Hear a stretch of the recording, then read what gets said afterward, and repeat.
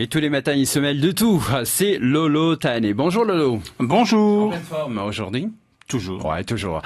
Alors nous avons aussi un mail de Rosanna de Taravao. Bonjour Lolo. Bonjour Rosanna. L'histoire des requins tueurs à La Réunion et la position prise par Kelly Slater provoque une énorme polémique. Tu as une position sur le sujet ? Autant le dire tout de suite, je ne vais pas me joindre à la meute des internautes qui alimentent la polémique en décrétant brutalement que Kelly Slater est un abruti parce qu'il a fait cette déclaration. Il faut peut-être rappeler le contexte pour que tout le monde comprenne bien ce dont on parle. Ça se passe sur Instagram, précisément sur le compte de Jeremy Flores, surfeur réunionnais, mieux placé que quiconque pour donner un avis sur la question, qui rendait juste hommage au jeune bodyboarder disparu, tué il y a quelques jours par un requin, suite à quoi Kelly, champion du monde de surf, a réagi en prônant l'abattage massif des requins bulldog, précisant qu'il était conscient de l'impopularité qu'il allait déclencher avec cette prise de position, à l'opposé de ce qu'il a toujours défendu en bon écologiste convaincu. Et donc le prince des vagues se fait critiquer et même insulter par une horde d'internautes sur les réseaux sociaux qui ne surfent que sur Internet et qui ne se sont visiblement pas beaucoup documentés sur le sujet avant de lâcher leur fiel et leur venin.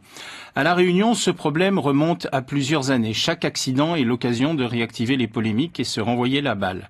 Je visionnais en préparant cette chronique le récit d'un accident de février 2015 où une jeune fille de 22 ans avait été tuée par un requin et les commentaires avaient au moins un point commun, il fallait agir de manière définitive et rapide. Mais 2 ans plus tard, donc, nouvelle victime et même conclusion. On accuse les communes qui se retranchent derrière les arrêtés préfectoraux d'interdiction de baignade non respectés. On met des protections sous forme de filets anti-requins, sauf que l'une des victimes a été attaquée par un requin qui est passé par le trou d'un filet. On ne peut pas pêcher le requin bulldog ni le consommer parce qu'il est porteur de la ciguatera.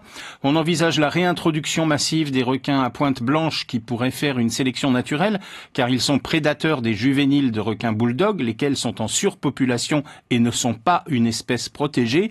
Sachant également que l'on ne conteste pas la responsabilité de l'activité humaine dans ce qu'on appelle là-bas la crise requin, on se rend compte que le problème est complexe et concerne tout le monde.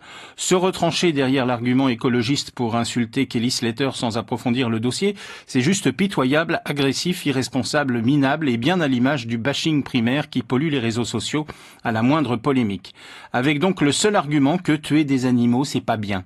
Jeremy Flores et Michel Bourrez sont venus à la rescousse de leur pote Kelly Slater et le positionnement du prince des vagues aura peut-être au moins le mérite d'accélérer les concertations pour qu'une solution satisfaisante pour le plus grand nombre soit trouvée rapidement et que nous ne soyons pas encore dans 2 ans ou avant à déplorer une nouvelle victime et se demander ce qu'il faut faire. Et c'était De quoi je m'y mêle avec Lolo. Merci beaucoup.